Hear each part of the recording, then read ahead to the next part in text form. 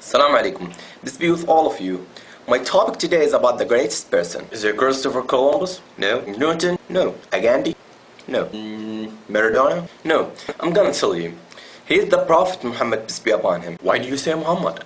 You are Muslim and surely you say Muhammad is the greatest person. It's not because of the fact I'm Muslim. Anyone read his biography, he will know that he is the greatest person. Michael Hart, a non-Muslim, read about the biography of Muhammad and chose Muhammad as the greatest person in his book, The 100 Ranking of the Most Influential Persons in History. Look at what Michael said about why he chose Muhammad. My choice of Muhammad to lead the list of the world's most influential people may be surprised some readers and may be questioned by others, but he was the only man in history who was supremely successful in both the religious and secular levels. Tell me, what do you know about Muhammad? No offense, but what I know is that he was married to a 6-year-old girl. Is that all what you know?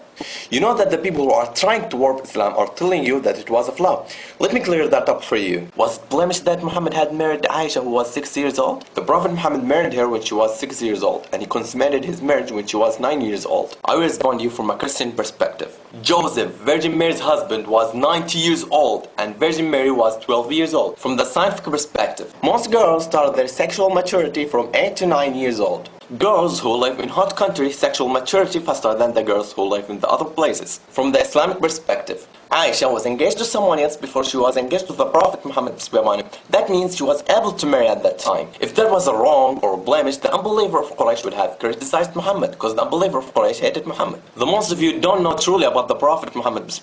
You just heard about Muhammad from those who tried to warp Islam and Muhammad as evil subjects. Did you hear about his mercy? Look at this example of his mercy. In the day of conquest of Mecca, the day of triumph for the Muslims, the Prophet Muhammad turned to an unbeliever of Quraysh and he said, "Oh Quraysh, what do you think of treatment that I should accord you?" And they said, "Noble brother, and son of noble brother." Thus an unbeliever of Quraysh who killed his friends and tried to kill him and agonize his friends. And the Prophet Muhammad said, "No reproof against you this day. Go your way, you are free." What's a mercy?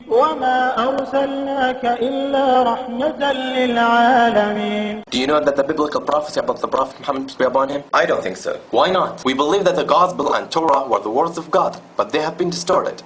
Look at what Allah said about this. الذين يتبعون الرسول النبي الأمي الذي يجدونه مكتوبا عندهم في التوراة والإنجيل.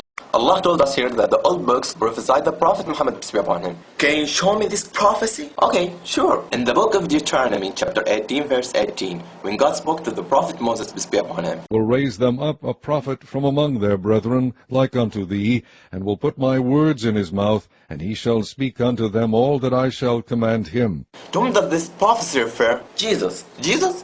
Is Jesus like Moses? Prophet like Moses. According to you, Jesus is God, but Moses is not God. According to you, Jesus died for the sins of the world, but Moses did not die for that. According to you, Jesus went to the hell for 3 days, but Moses did not go there. So, Jesus is not like Moses. Now, we will see if Moses was like Muhammad or Jesus. Moses and Muhammad had a father and mother, but Jesus had only mother. Moses and Muhammad were born the normal natural course, but Jesus was created by a special miracle. Moses and Muhammad married and begotten children, but Jesus remained a bachelor all his life. So, Jesus is not like Moses, but Muhammad like Moses. Look at another prophecy in the book of John, chapter 16, verse 13. "Howbeit when he, the Spirit of truth, is come, he will guide you into all truth.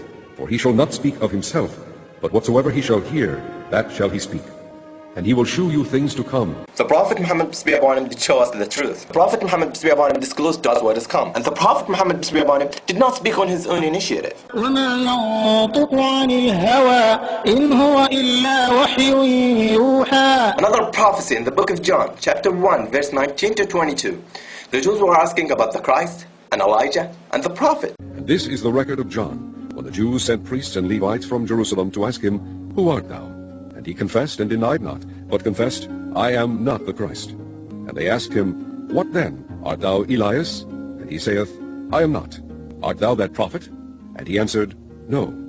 Then said they unto him, "Who art thou?" They were waiting for the Christ to come. We know that the Christ is Jesus. And they were waiting for Elijah to come. And we know Elijah. And they were waiting for the Prophet to come. But who is that Prophet? The Prophet is Muhammad, peace be upon him. That's what the Bible said about Muhammad. I bear witness that there is no God but Allah. And I bear witness that Muhammad is messenger of Allah. And I bear witness that Jesus is messenger of Allah. I hope you read more about the Prophet Muhammad, peace be upon him. If you want to know more about the Prophet Muhammad, peace be upon him, you can check this website, www.rasulullah.net. Peace be with all of you.